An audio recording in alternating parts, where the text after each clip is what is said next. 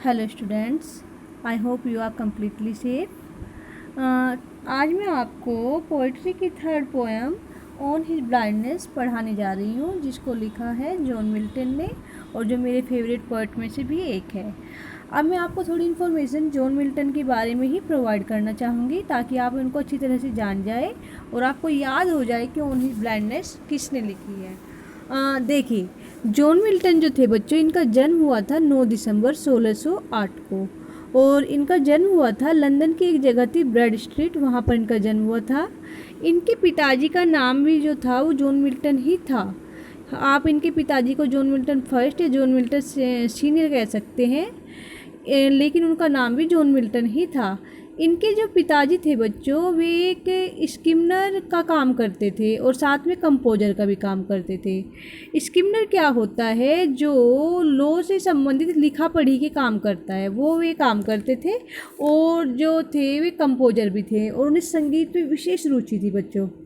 अब मैं आपको बता दूं, जो हमारे जॉन मिल्टन हैं, मतलब पोइट वाले जॉन मिल्टन जिनके बारे में हम बात करें, जिनकी आज हम रचना पढ़ेंगे, उनकी जो शिक्षा हुई थी बच्चों, वो सबसे पहले सेंट पॉल स्कूल में हुई थी। वहाँ से इन्होंने अपनी प्रारंभिक शिक्षा ली थी। उसके बाद ही चले गए थे क्राइस्ट कॉलेज, जो कैम्ब्रिज में था। जो क्राइस्ट कॉलेज था बच्चों, वहाँ पर इनको सभी क्या कहते थे? इनको कहते थे लेडी ऑफ क्राइस्ट। इस नाम से इनको जाना जाता था। क्यों जाना जाता था? इन्हें ऐसा क्यों कहते थे? क्योंकि जो उनकी स्ट्रक्चर थी वो बहुत ही अच्छी थी, बहुत सुंदर थे वे। एक तो उनके हेयर स्टाइल बहुत अच्छा था, लंबे लंबे बाल थे। दूसरा, उनका जो फेस कट था वो भी लेडीज जैसा था, ओवल टाइप का था इनका फेस कट। और जो इनकी आंखें थी वे भूरे कलर की थी। इनका रंग जो था एकदम सफ़ेद था, इसलिए सब इनको लेडी ऑफ क्राइस्ट कहते थे। मतलब क्राइस्ट कॉलेज में पढ़ते थे ना ये। और इन्होंने बच्चों अपनी क्राइस्ट में रहते रहते ही इन्होंने एक पोएम लिखी थी 21 साल की एज में, जो थी on morning of Christ nativity. ये एक पोएम इन्होंने लिखी थी और ये इन्होंने क्रिसमस के दिन लिखी थी सुबह को। और जब ये 15 साल के थे बच्चों, तब इन्होंने लिख दिए थे 2 गीत। इससे भी पहले, मतलब 21 साल में तो पोएम लिखी थी, लेकिन 15 साल की एज में ही इन्होंने लिखना शुरू कर दिया। 2 साल्म्स लिखे थे, जिनको हम गीत कह सकते हैं, ईश्वर की स्तुति में लिखने वाले। ऐसे 2 गीत इन्होंने 15 साल की एज में ही लिख दिए थे। और ये जो थे, पढ़ने का इन्हें बहुत ज़्यादा शौक़ था। इसी कारण जो थे बच्चों, इनकी आंखें ख़राब हो गई थी। पढ़ते पढ़ते इनकी आंखें ख़राब हो गई थी, अंधे हो गए थे। इतना शौक़ इन्हें पढ़ने का था। 1632 में इनका एमए कंप्लीट हो गया था कैम्ब्रिज से। और फिर ये कैम्ब्रिज छोड़ के बच्चों ये आ गए थे बकिंघमशायर में आ गए थे, जो हॉर्टन में था। और यहाँ पर इन्होंने अपने पिताजी के साथ कुछ समय बिताया। और यहाँ पर रहते रहते ही इन्होंने जो उच्च कोटि के ग्रंथ थे या साहित्य थे, जो हमारे शास्त्रीय साहित्य थे, उनका इन्होंने अध्ययन कर लिया था। और अध्ययन करते करते अपने को एक पोइट के रूप में इन्होंने इतनी अच्छी तरह से तैयार कर लिया था कि इन्होंने वहाँ रहकर ही, जहाँ ये हॉर्टन में जो गए थे, वहाँ पर रहते हुए इन्होंने 3 क्रिएशन कर दी थी। एक तो एल एलिग्रो, और एक सेकंड पेंसेरोज, और एक जो था लेसिडास। लेसिडास के बारे में बता दूँ, ये एक जो थी इनकी एलिजी थी, और ये पेस्टोरल एलिजी थी बच्चों। एलिजी जो होती है वो हम किसी की मौत पर लिखते हैं। किसी की मौत पर लिखी हुई कविता को हम एलिजी कहते हैं। और जो लेसिडास थी इनकी एलिजी, इन्होंने अपने एक दोस्त की मौत पर लिखी थी। वो था एडविन किंग था। किंग एडविन की मौत पर इन्होंने ये एलिजी लिखी थी, लेसिडास। और पेस्टोरल एलिजी क्या होती है बच्चों? एलिजी भी 2 तरह की होती है। जो ये लेसिडास थी, एक पेस्टोरल एलिजी थी। और इस पेस्टोरल एलिजी हम उसे बोलते हैं जो सीफर्ड से जुड़ी हुई होती है, गडरियों से। मतलब जो भी उसमें, जिसके बारे में भी हम वो लिख रहे हैं, जिसकी मौत पर भी हम वो एलिजी लिख रहे हैं, उसको हम एक गडरिये के रूप में देखते हैं, गडरिया मान लेते हैं। तो ये इन्होंने पेस्टोरल एलिजी लिखी थी, लेसिडास। जब आप बड़े होंगे इन चीज़ों को जान जाएंगे, अभी इतना काफ़ी है। आगे देखिए, आगे क्या हुआ था बच्चों। ये जो थे जॉन मिल्टन, ये एडमंड स्पेंसर एक राइटर थे, पोइट थे, उनसे बहुत ज़्यादा इंस्पायर थे। उनको ये अपना मास्टर मानते पोइट्री में, कि ये मेरे मास्टर। उनको मास्टर मानकर ही ये उनकी बहुत श्रद्धा रखते थे उनके प्रति। और जो मिल्टन थे बच्चों, इन्होंने 3 रूप से सारी ज़िंदगी में अपना काम किया। एक तो पैम्पलेटर के रूप में, एक हिस्टोरियन के रूप में, और एक सिविल सर्वेंट के रूप में। सिविल सर्वेंट यानी कि समाज सेवी के रूप में। पैम्पलेट क्या होती है बच्चों? पैम्पलेट होती है एक बारीक सी किताब जिसमें हम सारी इन्फॉर्मेशन प्रोवाइड कर देते हैं एक छोटे से कवर के साथ। और अब मैं थोड़ा इनकी पर्सनल लाइफ पर और आगे बढ़ती हूँ। इनका जो वर्क था सबसे पहला जो पब्लिश हुआ था, मतलब लिखा था इन्होंने बहुत कुछ था, लेकिन जो सबसे पहला वर्क इनका पब्लिश हुई था, इनकी लिखी हुई चीज़ पब्लिश हुई थी, वो थी ऑन शेक्सपियर। इन्होंने शेक्सपियर के ऊपर कुछ लिखा था, उसका नाम लिखा था ऑन शेक्सपियर। वो सबसे पहले इनका पब्लिश हुआ था। और इन्होंने 2 मास्क भी लिखे थे। मास्क क्या होते हैं बच्चों लिटरेचर में? मास्क, एक तो मास्क आप उसे कहते हैं जो मुंह पे हम पहन लेते हैं, किसी को डराते हैं, किसी को हंसाते हैं। लेकिन जो मास्क होता है हमारे साहित्य में, इंग्लिश साहित्य में, हम मास्क उस क्रिएशन को बोलते हैं। राइटर की लिखी हुई किसी चीज़ को हम मास्क कब बोलेंगे? उस चीज़ को हम मास्क बोलते हैं राइटर की जिसमें कोई पार्टी या सेलिब्रेशन होता है और उसके बारे में जो लिखा हुआ होता है उसको हम मास्क बोलते हैं। इन्होंने 2 मास्क लिखे थे बच्चों। और इनकी जो शादी है, अब शादी पर आते हैं क्योंकि शादी से जुड़ी हुई बातों से ही ये पोएम जुड़ी हुई है। इनकी 3 शादियाँ हुई थी बच्चों। जो इनकी पहली शादी हुई थी वो 1642 में हुई थी। दूसरी शादी इनकी 1656 में हुई थी। और तीसरी शादी इनकी 1663 में हुई थी। जो इनकी पहली शादी हुई थी वो हुई थी मैरी पॉवेल से। और उनसे इनको 4 बच्चे पैदा हुए थे, 3 बेटियाँ और 1 बेटा। और चलो ये बात मैं आगे बाद में बढ़ाऊँगी, पहले मैं आपको एक बात और बता देती हूँ। इन्होंने जो था 1649 से 1658 तक क्रोमवेल जो थे राजा थे, उनके लिए लेटिन के सेक्रेटरी का काम किया। सेक्रेटरी मतलब लेटिन के सेक्रेटरी यानी कि लेटिन भाषा के सेक्रेटरी के रूप में उन्हें लेटिन भाषा का सेक्रेटरी चाहिए था। तो वो काम मिल्टन ने किया था। और वो काम इतने डेडिकेशन से इन्होंने किया था, इतनी श्रद्धा से इन्होंने किया था कि इनकी आँखों की रोशनी उस काम को करते करते ही जाने लगी थी, ख़त्म सी हो गई थी। अब आती हूँ मैं दोबारा से इनकी पहली शादी पर। इनकी पहली शादी हुई थी मैरी पॉवेल से। 4 बच्चे उनसे हुए थे, मैंने आपको बताया है, 3 बेटियाँ और 1 बेटा। जब उनको चौथी बेटी पैदा हो रही थी 1652 में, देखिए 1651 से 52 के बीच में इनके साथ 3 ट्रेजेडी हुई थी। सबसे पहले तो ये कि इनकी जो पत्नी थी मैरी पॉवेल, चौथी बेटी को जन्म देते हुए गुजर गई थी। चौथी बेटी जो हुई थी इनको वो हुई थी डेब्रोन। डेब्रोन जो थी वो 3 दिन की थी तभी उसकी माँ मर गई थी, यानी कि इनकी पहली पत्नी मर गई थी। और पत्नी तो मरी थी, साथ में जो इनका बेटा था एक जॉन, वो भी मर गया था उसी टाइम पे। उसको भी कुछ बीमारी हो गई थी, किसी कारण जॉन भी मर गया था, इनकी पहली पत्नी भी मर गई थी। और साथ में क्योंकि ये लेटिन के सेक्रेटरी का काम कर रहे थे क्रोमवेल के लिए, वो बहुत डेडिकेशन से कर रहे थे, मैंने आपको बताया। उसी को करते करते इनकी आंखों की रोशनी भी पूर्ण रूप से चली गई थी, अंधे हो गए थे। तो ये 3 ट्रेजेडी इनके साथ उस साल में हुई थी 1952 में। और जो आज की पोएम है बच्चों जो इन्होंने लिखी है ऑन हिज ब्लाइंडनेस, वो भी इसी से जुड़ी हुई है, इनके अंधेपन से ही। अच्छा, अब इनकी कहानी को मैं थोड़ा और आगे बढ़ाती हूँ। इनकी दूसरी शादी हुई थी 1656 में, वो हुई थी कैथरीन वुडकॉक से। इनसे भी इनको एक बच्चा हुआ था और उस बच्चे को जन्म देते हुए ही कैथरीन वुडकॉक मर गई थी और वो बच्चा भी मर गया था। फिर इन्होंने 1663 में तीसरी शादी की थी, जिसके लिए इनकी बेटी ने इनको मना भी किया था, लेकिन इन्होंने वो शादी की थी। उसके बाद आती हूँ मैं इनकी आगे की लाइफ पर। इन्होंने बच्चों मिल्टन ने 2 एपिक लिखे थे, और एक तो पैराडाइज लॉस्ट और एक पैराडाइज रीगेन। दोनों ही बहुत फेमस रहे हैं, बहुत पॉपुलर रहे हैं, बहुत ही ज़्यादा इनकी प्रसिद्धि इनके कारण से हुई थी। और इन्होंने एक क्लासिकल ड्रामा भी लिखा था, सैमसन एगोनिस्ट जो था, ये इन्होंने लिखा था। इसके कारण भी इनको बहुत पॉपुलैरिटी मिली थी। 18 सोनेट लिखी थी इन्होंने। बच्चों सोनेट जो आज आप पढ़ेंगे कविता, वो भी एक सोनेट ही है। सोनेट में बताऊंगी क्या होता है। मैंने आपको बताया था कि जो कविताएं होती हैं उनके अलग से नाम भी होते हैं। कोई एलिजी होती है, कोई सोनेट होती है, कोई लिरिक होती है, कोई बैलेड होता है। सब कविताओं का अपना एक अलग अलग नाम भी होता है। आज आप जो पोएम पढ़ेंगे वो एक सोनेट है और वो मिल्टन के अंधा होने के बारे में है।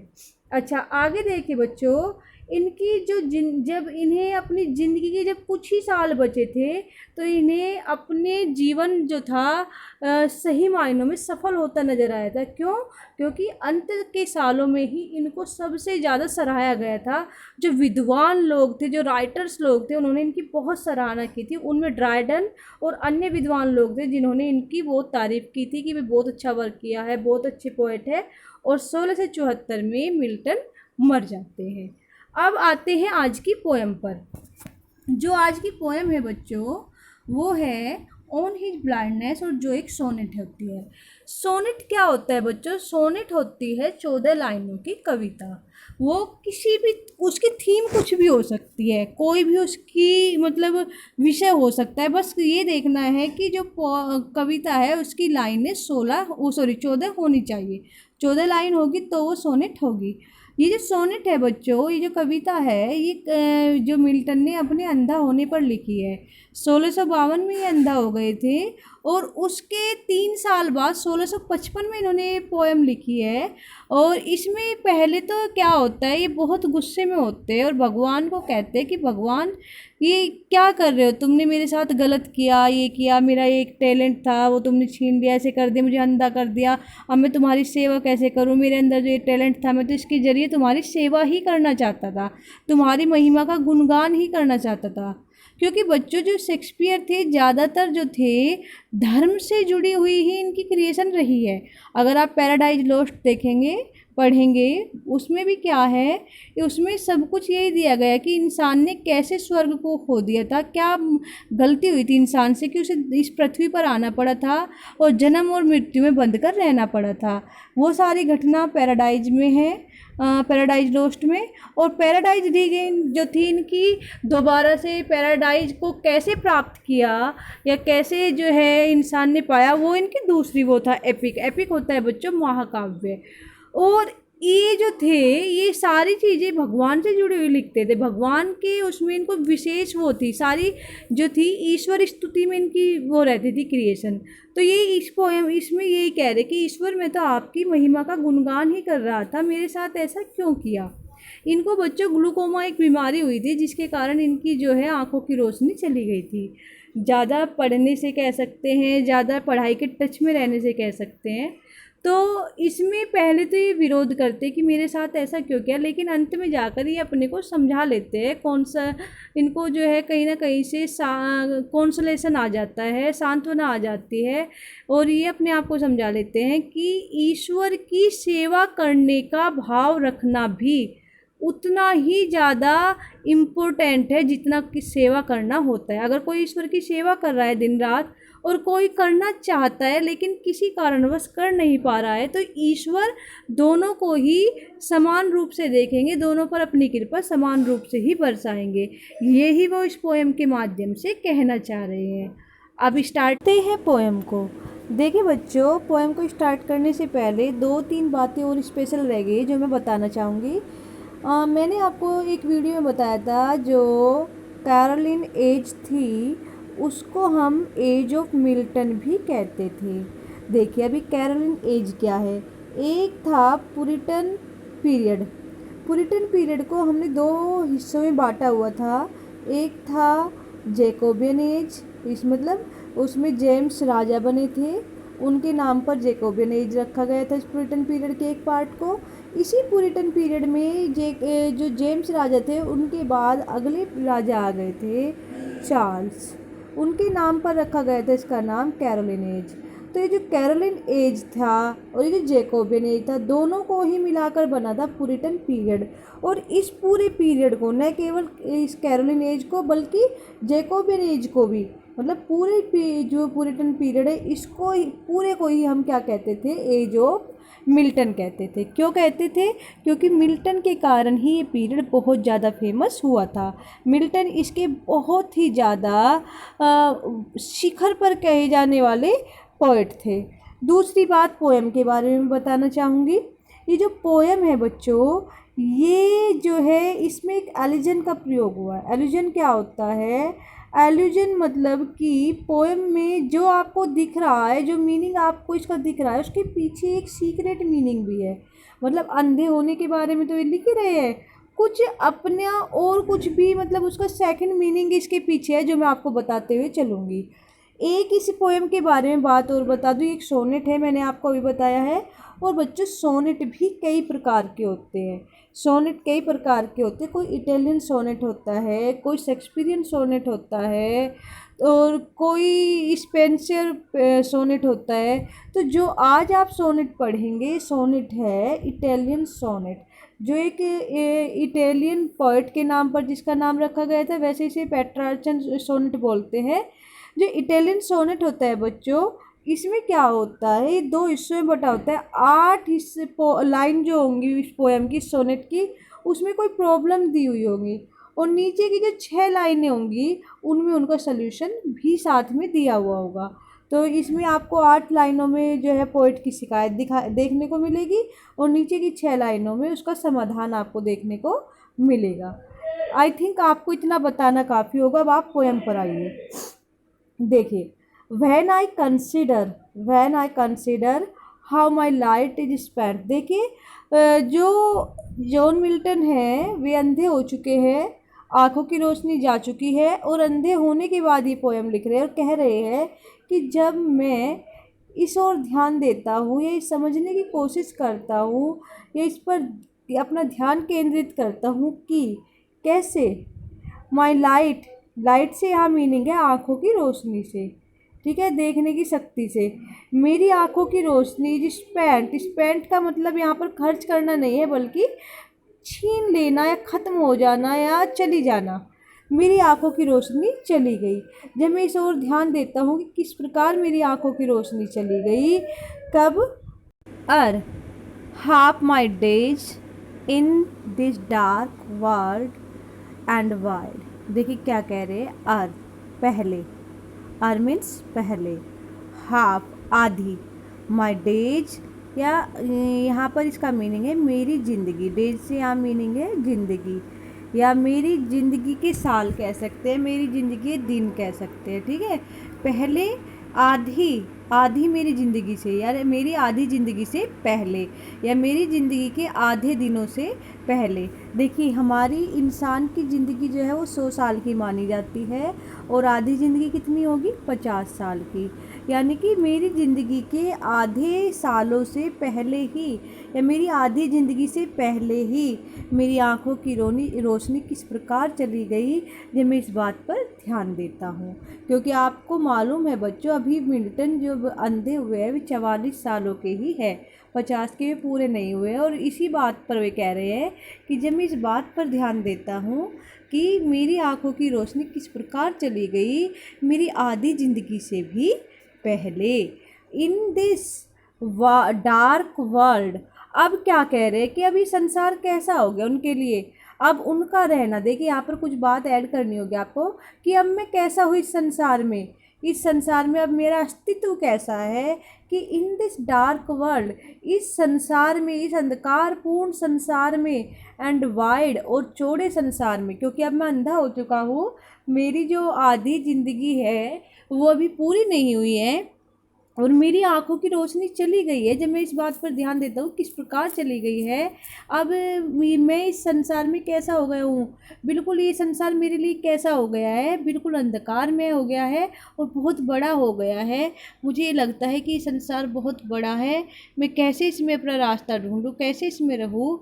अब जब मेरी आँखों की रोशनी चली गई है और मेरी आधी ज़िंदगी भी नहीं हुई है, अब ये संसार कैसा हो गया है मेरे लिए, ये संसार मेरे लिए अंधकारपूर्ण हो गया है और बहुत बड़ा हो गया है ना। इस बड़े और अंधकारपूर्ण संसार में किस प्रकार मेरी आंखों की रोशनी चली गई, किस मतलब देखिए, इसका सेकंड मीनिंग लगाना पड़ेगा। यहाँ पर सेकंड मीनिंग क्या निकल रहा है कि जब मैं इस बात पर ध्यान देता हूँ कि मेरी ज़िंदगी के आधे दिनों से भी पहले मेरी आंखों की रोशनी चली गई इस अंधकार में संसार में और इस चौड़े संसार में। देखिए क्या कहना चाह रहे पोइट, मैंने कहा था एलिजन है इसमें, कि पोइट की बातों से लगेगा कुछ, लेकिन एक सेकंड मीनिंग निकलता है। सेकंड मीनिंग ये निकलता है कि जो अंधकारपूर्ण संसार है, अंधकारपूर्ण मतलब अज्ञानता से भरा संसार, मैं इसमें जो भागा किसी चीज़ के पीछे, लिखूँ मैं, ये करूँ मैं, ये कमाऊँ मैं, वो कमाऊँ, ये करते करते मैंने क्या कर दिया, मैंने अपनी आँखों को ही खो दिया। ईश्वर ने जो मुझे अच्छी चीज़ दी थी, ये दुनिया देखने के लिए, आनंद उठाने के लिए, ईश्वर की बनाई हुई चीज़ों को मैंने अज्ञान में आकर, अंधकार में कुछ पाने के लिए या किसी चीज़ के पीछे भागकर इस अंधकारपूर्ण संसार में, इस अज्ञानता से भरे हुए संसार में, और जो बहुत चौड़ा है, इसमें मतलब जो बहुत चौड़ा है मतलब जिसका कोई और छोर ही नहीं है, कोई अंत ही नहीं है, उसमें मैं उलझ कर रह गया और मैंने ईश्वर की दी हुई इतनी अमूल्य चीज़ को खो दिया, जो आंखें थी जिसे इंसान कभी नहीं दे सकता है, जो ईश्वर के ही हाथ में देना पॉसिबल है। आगे क्या कहता है poet, and that one talent. अब देखिए बच्चों, इस टैलेंट का भी यहाँ पर दो मीनिंग निकलते हैं। एक तो टैलेंट है उसका लिखने का, क्योंकि वो पोइट है, उसे लिखने का हुनर है उसके अंदर। दूसरा टैलेंट जो यहाँ पर कह रहे हैं पोइट, वो कहना चाह रहे हैं कि टैलेंट से मतलब ईश्वर की स्तुति से यहाँ पर वो मीनिंग ले रहे हैं। देखिए कि टैलेंट क्या होते हैं, टैलेंट की कहानी क्या जोड़ रहे हैं। आपने एक कहानी सुनी होगी कि एक गुरु अपने दो शिष्यों को कुछ भी वे दे के जाता है, पैसे दे के जाता है और उनसे कहता है इन्हें संभाल के रखना, मैं तुमसे लूँगा। तो एक शिष्य तो डर के मारे उन्हें मिट्टी में गाड़ देता है कि जब गुरुजी आएंगे तो उन्हें उनके ऐसे कैसे लौटा दूंगा। दूसरा क्या करता है, उन पैसों को खर्च करता है, स्पेंड करता है, और स्पेंड करने के बाद वो उनसे जो है डबल या ट्रिपल या ज़्यादा उन पैसों को कर लेता है। लेकिन जिसने मिट्टी में दबाए हुए ऐसे कैसे है। तो यहाँ पर जो आश्चर्य है, पैसों से मतलब गुणों से है। गुणों को जितना हम यूज करेंगे, फैलाएंगे, उतने वे बढ़ते हैं, दूसरों से हमें सीखने को मिलते हैं। लेकिन अगर हम उनको अपने अंदर ही दफन कर देंगे, उनको इस्तेमाल नहीं करेंगे, तो वे हमेशा के लिए बेकार हो जाएंगे, ख़त्म हो जाएंगे। ऐसे ही इसमें जो है पैसों के साथ हुआ था। गुरु ने जब आकर देखा एक शिष्य ने उनका यूज नहीं किया तो वे उसके ऊपर बहुत गुस्सा हुए थे, और दूसरे शिष्य की बुद्धिमानी पर वे बहुत खुश हुए थे।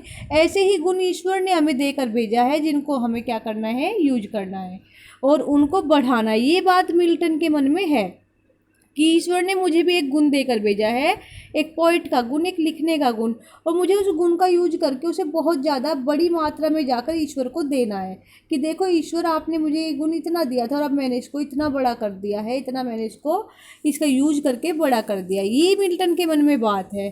तो अभी क्या कह रहे हैं, and that one talent which is that to hide. देखिए कि और वह एक हुनर या एक जो मेरा स्किल, एक हुनर, एक मेरा गुण, विच जिसको या जो, इज है, डेथ मृत्यु, टू हाइड छिपाना, जिसको मृत्यु को छिपाना है, जो मृत्यु ही छिपा सकती है। ये यहाँ पर कहना चाह रहे हैं कि मेरे अंदर जो एक गुण है, और वह जो एक गुण है मेरे अंदर, जिसे केवल क्या कर सकती है, डेथ है, हाइड छिपाना है ना, जिसे डेथ को ही छिपाना, जो मृत्यु ही छिपा सकती है। मतलब वो गुण मेरे से कोई इंसान तो छीन नहीं सकता। अगर मैं ही ना रहूँ तो वो गुण शायद ख़त्म हो जाए, लेकिन मेरे जीते जी वो गुण ख़त्म नहीं होगा, जो ईश्वर ने मुझे देकर भेजा है और मेरे अंदर विद्यमान है। ऐसा गुण कि जब मैं इस बात पर ध्यान देता हूँ कि किस प्रकार मेरी आधी ज़िंदगी से भी पहले मेरी आंखों की रोशनी चली गई है, इस संसार की उथल पुथल में मैं अपने को जो मैंने बिजी कर लिया, और ये संसार अब मेरे लिए क्या हो गया है, अंधकार में हो गया है और बहुत बड़ा हो गया है ये संसार मेरे लिए। और जो मेरा एक टैलेंट है, जो मेरे अंदर एक मेरा जो वह एक टैलेंट, जिसे केवल मृत्यु ही छिपा सकती थी, जो मृत्यु को ही छिपाना था, ख़त्म करना था, अब क्या हुआ उसके साथ, लोड, वो लाद दिया गया है, लद गया है मेरे ऊपर, मतलब भारी सा पड़ रहा है, मुझे उसे ढोना सा पड़ रहा है उसको, मतलब मैं यूज तो उसे कर नहीं पा रहा हूँ क्योंकि अंधा हो चुका हूँ। टैलेंट क्या है, लिखने का, या अच्छी बातें लिखने का, अच्छी पोएम लिखने का, क्योंकि अब मैं अंधा हो चुका हूँ तो वो मेरे ऊपर क्या हो गया, लोड हो गया है, वो लद गया है विद मी मेरे ऊपर, यूजलेस, बेकार, बेकार से लदा हुआ है, मतलब बेकार है, मेरे अंदर है, लोड मतलब भरा हुआ है विद मी, मेरे अंदर यूजलेस, बेकार मतलब रखा हुआ है, ईश्वर ने डाल के भेजा है, जो वो हुनर ईश्वर ने मेरे अंदर डाला है, और अब जो वो स्टोर है मेरे अंदर, जो है मेरे अंदर जो रखा हुआ है विद इन, मेरे अंदर या मुझ में, लोड मीन्स रखा हुआ है या अस्तित्व है उसका, यूजलेस बेकार, वो मेरे अंदर अब बेकार है, जिसको केवल मृत्यु ही छिपा सकती थी। इतना अच्छा टैलेंट जो मैं यूज करता जा रहा था और लिखता जा रहा था, अब वो लदा हुआ है मेरे अंदर बिल्कुल बेकार, या पड़ा हुआ है मेरे अंदर बिल्कुल बेकार, मैं उसे यूज नहीं कर पा रहा हूँ। क्यों नहीं कर पा रहा हूँ? क्योंकि अब मेरी आंखों की रोशनी नहीं रही, वो मुझसे छिन गई है, और आंखों की रोशनी नहीं होगी तो मैं कैसे लिखूँगा, मैं लिख नहीं पा रहा हूँ, और वो मेरा हुनर जो है क्या हो गया है, मेरे अंदर बेकार पड़ा हुआ है, पड़ा हुआ है मेरे अंदर बेकार। अच्छा, अब क्या कह रहा है? दो, यद्यपि, यद्यपि, जबकि क्या है, माई सोल, मेरी जो आत्मा है वो क्या कर रही है, वो मोर, अधिक, बेंट मीन्स इच्छुक है, वो बहुत इच्छुक है, वो पहले से भी ज़्यादा इच्छुक है, जबकि मेरी जो अंतरात्मा है, मेरी जो आत्मा है वो तो बहुत ज़्यादा इच्छुक है।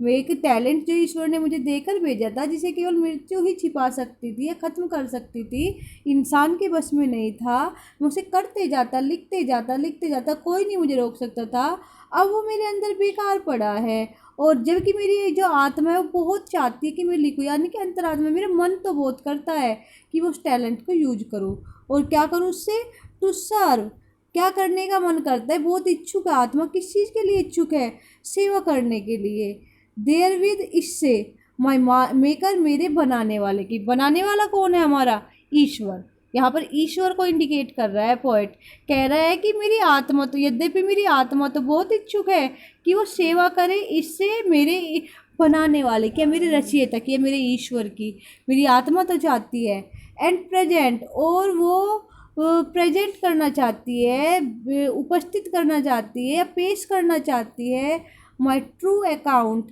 मेरा, ट्रू मीन्स सही, सही, अकाउंट मीन्स वही खाता, या खाता कह सकते हैं, खाता किस चीज़ का, मैंने बताया था वही गुरु वाली बात, कि ईश्वर ने जो गुण दिया है उसका खाता, लेखा जोखा जा कर दूँ मैं उसे, मेरी ये जो आत्मा है वो तो बहुत इच्छुक है कि वो इससे क्या कर सके, मेरे ईश्वर की सेवा कर सके, मेरे बनाने वाले की सेवा कर सके, और उसके सामने जाकर प्रस्तुत कर सके मेरा सही सही लेखा जोखा, किस चीज़ का, कि उस टैलेंट को मैंने किस तरह से यूज किया, कितना बढ़ाया, कहाँ कितना यूज किया, ये लेखा जोखा वो जाकर प्रस्तुत कर सके। लीस्ट, कहीं ऐसा ना हो, लीस्ट का मीनिंग होता है बच्चों, कहीं ऐसा ना हो कि भाई जब ये, अब मैं यूज तो कर नहीं पा रहा हूँ, मेरी आत्मा तो चाह रही है कि वो करे, लेकिन मैं यूज नहीं कर पा रहा हूँ क्योंकि मेरी आंखों की रोशनी चली गई। तो अब क्या कह रहा है कि कहीं ऐसा ना हो, ईश्वर इस बात पर ध्यान ना दे कि भाई मैं कैसे करूँगा, मैनेज कैसे करूँ जब मेरी आंखों की रोशनी नहीं है, कहीं ऐसा ना हो, ही किसको कह रहे हैं यहाँ पर, ईश्वर को, गॉड को, कि कहीं ऐसा ना हो कि भगवान रिटर्निंग, वापस, मतलब बदले में क्या करे, जब मैं ये अकाउंट दिखाऊँ, सही सही अकाउंट दिखाऊँ कि ईश्वर मैंने इतने सालों तक इसको यूज किया, ऐसे ऐसे लिखा, आगे नहीं कर पाया क्योंकि क्या हुआ, मेरी आंखों की रोशनी चली गई, तो उससे क्या होगा कि कहीं ऐसा ना हो जब मैं ट्रू अकाउंट दिखाऊँ, सही सही लेखा जोखा दिखाऊँ, तो कहीं ऐसा ना हो कि वो देखने के बाद बदले में क्या करे, बदले में वो मुझे चाइड, मुझे डांट दे, मुझे फटकार दे, मुझे डांट लगाए, बदले में कहीं ऐसा ना हो गॉड को, जब मैं सही सही अपना बही खाता दिखाऊँ, लेखा जोखा दिखाऊँ, तो कहीं ऐसा ना हो इस सही अकाउंट को देखकर जो मैं प्रस्तुत करूँगा वो गॉड जो है बदले में मुझे डांट न दे।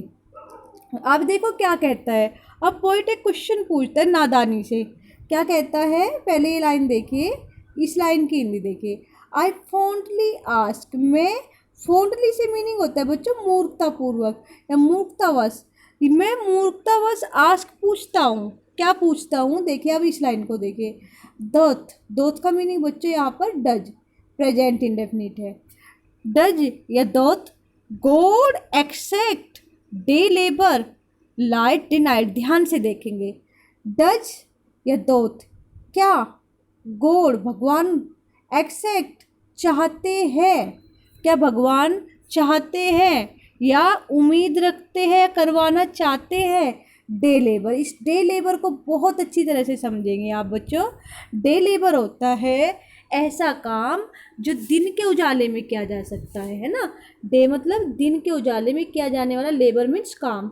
तो यहाँ पर इसका दूसरा मीनिंग निकलता है कि ऐसा काम जो आँखों की रोशनी से ही किया जा सकता है, मतलब जो विजन से ही किया जा सकता है, देखने से ही किया जा सकता है, जो आँखों के बिना नहीं किया जा सकता। कि क्या भगवान चाहते हैं ऐसे काम को जो केवल आँखों की रोशनी से ही किया जा सकता है, आँखों से ही किया जा सकता है। लाइट डिनाइड, उनसे यहाँ पर ये जो कोमा है इसका मीनिंग है उनसे चाहते हैं। लाइट डिनाइड, जिनको डिनाई मतलब होता है बच्चों मना करना, और यहाँ पर लाइट डिनाइड का मतलब जिनको रोशनी नहीं दी गई। डिनाइड मीन्स नहीं दी गई, लाइट मीन्स आँखों की रोशनी। तो क्या कह रहे हैं कि क्या भगवान चाहते हैं आँखों की रोशनी वाला कार्य, ऐसा कार्य जो आँखों की रोशनी से ही किया जा सके उनसे, जिनको आँखों की रोशनी नहीं दी गई, या जिनकी आँखों की रोशनी चली गई हो या छीन ली गई हो। ऐसा क्वेश्चन वो कैसे पूछते हैं? मूर्खतावश पूछता है। मतलब ईश्वर से या किसी से भी, मान लीजिए पोइट जो है मूर्खतावश पूछता है, मैं मूर्खतावश पूछता हूँ या नादानी से पूछता हूँ कि क्या भगवान उन लोगों से भी जिनकी आँखों की रोशनी चली जाती है ऐसा कार्य चाहते हैं जो केवल एक आँख वाला व्यक्ति ही कर सकता है या दृष्टिवान व्यक्ति ही कर सकता है। लेकिन आगे क्या होता है, ये बात वो पूछना चाहता है, फोनली चाहता है वो पूछना, मतलब मूर्खतावश पूछता है ये बात। लेकिन क्या होता है, पूछते एकदम से क्या होता है, बट एकदम से क्या होता है, लेकिन पेशेंस, जो धैर्य होता है हर इंसान के अंदर होता है। कभी कभी वो जो है उससे धैर्य को यूज कर लेता है, बहुत कम यूज करता है इंसान, धैर्य बहुत कम लोग यूज कर पाते हैं। तो लेकिन धैर्य जो होता है टू प्रिवेंट, रोकने के लिए, रोकने है ना, लेकिन धैर्य रोकने, दैट मरमर, उस बुदबुदाहट को, क्योंकि धीरे से बोल रहा था पोइट, डर रहा था थोड़ा बोलता हुआ, तो लेकिन जो धैर्य है वो रोकने उस बुदबुदाहट को, वो धीरे से बोलने को, धीरे से कौन सा बोल रहा है, ये जो लाइन उसने बोली, ठीक है, कि धीरे से बोलने को रोकने के लिए सून रिप्लाइज, क्या करता है, जल्दी ही उत्तर देता है, एकदम से उत्तर देता है। लेकिन जो मेरा धैर्य था वो रोकने के लिए मेरी इस बुदबुदाहट को, धीरे से बोली जाने वाली बात को जो यहाँ पर इसने बोली, एकदम से उत्तर देता है। क्या उत्तर देता है, देखिए वही वाला वो आ गया, यहाँ तक उसकी वो चली है, क्वेश्चन चले है, वो उनका जो है समाधान कर रहा है, मतलब अपने आप ही क्वेश्चन रख रहा है पोइट, अपने आप ही उसके अंतरात्मा उनका समाधान कर रही है। क्या कह रहा है पोइट, गॉड डोथ नोट, फिर से डोथ को यहाँ पर लगाएंगे डज, ये अमेरिकन वर्ड है बच्चों, भगवान डज है ना, गॉड डज नॉट नीड, ईश्वर नहीं चाहता है, डज नॉट नीड यानी कि नहीं चाहता है, ईश्वर नहीं चाहता है, क्या नहीं चाहता है ईश्वर, इधर मैंस वर्क और हिज ओन गिफ्ट, ना तो, या कह सकते हैं या तो भगवान नहीं चाहता है, भगवान को आवश्यकता नहीं है, या तो इस इंसान के काम की, मतलब ना तो इंसान के काम की आवश्यकता है भगवान को कि भाई तू काम करी, तू ये पोएम लिख या वो लिख, ऐसा भगवान तुमसे नहीं चाहता है। भगवान को कोई आवश्यकता नहीं है तुम्हारी पोएम की कि तुम उनकी प्रशंसा में पोएम लिखो या कुछ करो। और हिज ओन गिफ्ट, ना ही उन गिफ्ट की, देखिए हिज ओन गिफ्ट कि वे गिफ्ट जो उसने किसने, ईश्वर ने, ओन मीन्स खुद दिए हैं, ठीक है, वो ना ही उन गिफ्ट को वापस चाहता है जो ईश्वर ने दिए, वही वाली बात, वही कौन से गुण, वे लिखने वाले गुण, ठीक है, ना तो ईश्वर चाहता है कि कोई इंसान उसकी प्रशंसा में कुछ करे या कोई इंसान उसके लिए कोई वर्क करे, और ना ही वो चाहता है कि वे जो गुण उसने देकर भेजे, गिफ्ट जो उसने देकर भेजे है, अपने खुद के दिए हुए गिफ्ट जो ईश्वर ने दिए हैं, उनको भी वो वापस नहीं चाहता है, उनको भी ये नहीं चाहता कि तू बढ़ा या ये कर, ऐसा भी ईश्वर नहीं चाहता। ऐसा पेशेंस कहता है पोइट से। Who best bear his mild yoke, कहता है पोइट, क्या कहता है कि वह इंसान जो बेस्ट, सब सर्वोत्तम है, सबसे अच्छी तरह से क्या करेगा, बियर सह लेगा, बियर मीन्स सह लेगा, हिज मीन्स ईश्वर की, माइल्ड यानी कि मीठी या बहुत नरमाई से या नर्म तरीके की, योक मीन्स यातनाओं को। योक बच्चों एक बैल के गले में जो वो बैल को जो एक रस्सी होती है जो उसे कंट्रोल करने के लिए होती है, जिसे नकेल बोलते हैं ना, उसकी जो मीठी मीठी नकेल है, मीठी मीठी जो उसकी सजाएं है, जो उन्हें सह लेगा, जो सबसे अच्छे तरीके से सह लेगा उसकी, यानी कि ईश्वर की दी हुई नर्म या मीठी मीठी सजाओं को। माइल्ड योग होती है मीठी सजाए या प्रेम भरी सजाए जो वो हमारा टेस्ट लेने के लिए देता है। दे सर्व हिम बेस्ट, वे ही लोग सर्व मीन्स सेवा करते हैं, हिम मीन्स ईश्वर की बेस्ट सबसे अच्छे तरीके से। मतलब जो कभी शिकायत नहीं करते कि भगवान तूने क्या कर दिया, तुझे ऐसा नहीं करना था, तूने मेरे साथ ही ऐसा क्यों करा। अगर कोई ऐसी शिकायत नहीं करता है उसकी सजाओं को या उसके टेस्ट को, यहाँ पर माइल्ड योग को आप टेस्ट भी कह सकते हैं, ईश्वर टेस्ट ही तो लेते हैं सजा दे के हमें, जो आराम से इन्हें सह लेता है, है ना, जो सबसे अच्छे तरीके, बियर मीन्स सहना होता है, और हु मीन्स जो, और बेस्ट मीन्स सबसे अच्छे तरीके से सह लेता है उसकी प्यार भरी सजाओं को, वो ही उसकी सबसे अच्छे तरीके से सेवा करता है। अब क्या कह रहा है पोएट, उसकी अंतरात्मा पोएट की क्या कह रही है, वो कह रही है कि हिज स्टेट, हिज मतलब ईश्वर की, स्टेट मीन्स स्थिति, भगवान की जो स्थिति है, पोजीशन है, वो क्या है, इज किंगली, वो बिल्कुल एक राजा की तरह है। जैसे हम एक राजा को देखते हैं कि भाई राजा की तो बहुत ऐसा आराम है, इतने नौकर लगे हुए होते हैं, कोई भी वो तो बस बैठा रहे, तो ऐसी ही तुम मानो कि ईश्वर की भी स्थिति है। Thousands at his bidding speed, की थाउजेंड्स हजारों, हजारों जो हजारों देवदूत, हजारों परियां, है ना, थाउजेंड से यहाँ पर हजारों देवदूत या हजारों परियों से मतलब है ना। एट हिज बिडिंग, उसके एट हिज बिडिंग, बिडिंग होता है बच्चों आज्ञा, उसकी आज्ञा के लिए खड़े रहते हैं, उसकी आज्ञा पाने के लिए खड़े रहते हैं ना, उसकी बिडिंग मीन्स आज्ञा पाना, ही एट हिज उनकी, है ना, ईश्वर की, उसकी ईश्वर की आज्ञा पाने के लिए खड़े रहते हैं, और आज्ञा के लिए खड़े रहते हैं, स्पीड किस लिए, गति से, पूरी तीव्र गति से उसकी आज्ञा पालन करने के लिए रहते हैं। मतलब या ये कह सकते हैं आप कि ईश्वर की जो स्थिति है वो बिल्कुल एक राजा वाली है, और हजारों देवदूत और परियां पूरी गति से उसकी आज्ञा का पालन करते हैं। मतलब वो एक शब्द बोलता है और तुरंत उसका पालन हो जाता है, उसके बोलते ही देवदूत और परियां स्पीड से, पूरी गति से उसका पालन कर देते हैं। एंड पोस्टर, और क्या करते हैं, वे घूमते रहते हैं, चक्कर लगाते रहते हैं, कहाँ पर, लैंड, किस पर, यानी कि जमीन पर, एंड ओशियन, और महासागरों में, है ना, महासागरों में और धरती पर वे चक्कर लगाते रहते हैं, विदाउट रेस्ट, बिना आराम के। मतलब पूरी धरती का भी जो है वही भगवान जो है देवी देवता और देवदूतों को और परियों को ही तो भेज बदल के भेजते हैं, तो ज़मीन की स्थिति देखने के लिए, ओशियन की, तो सारी जगह ये ही उनकी जो है उनके लिए काम करते हैं और चक्कर लगाते रहते हैं, कभी धरती पर, कभी आकाश में, कभी पाताल में, सारी जगह ही चक्कर लगाते रहते हैं, पल पल की खबर ईश्वर को देते हैं, पल पल उसके लिए कार्य करते हैं जो भी ईश्वर कहता है। अब क्या कहता है पोइट, अपने को समझाता है, क्या कहता है, दे ऑल्सो सर्व, कि वे भी सेवा करते हैं, वे इंसान भी सेवा करते हैं, केवल ही परी या देवदूत ही सेवा नहीं करते, हम लोग भी सेवा कर सकते हैं, मेरे जैसे, मेरा उसका पेशेंस कहता है कि वे लोग भी ईश्वर की सेवा करते हैं।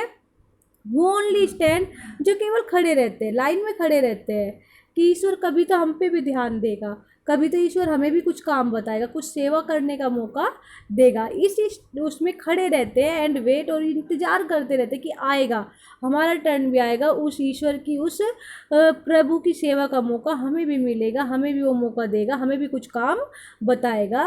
यानी कि पोइट कह रहा है कि कभी ना कभी वो टाइम ज़रूर आएगा कि जब ईश्वर मुझे भी क्या देंगे, मुझे भी एक मौका देंगे, एक चांस देंगे, एक तरीका देंगे कि मैं कैसे उसकी सेवा कर सकता हूँ, और वो मौका पाते ही इंतज़ार मेरा ख़त्म हो जाएगा और मैं ईश्वर की सेवा में लग जाऊंगा। यहाँ पर पोएट अपने को समझाते हैं।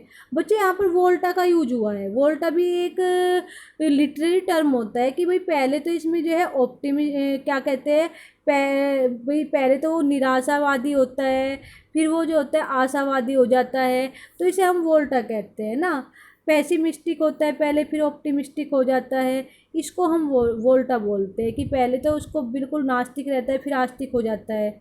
आई थिंक आपको पोएम का ट्रांसलेशन समझ आया होगा।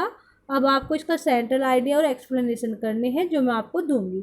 Thank you, take care.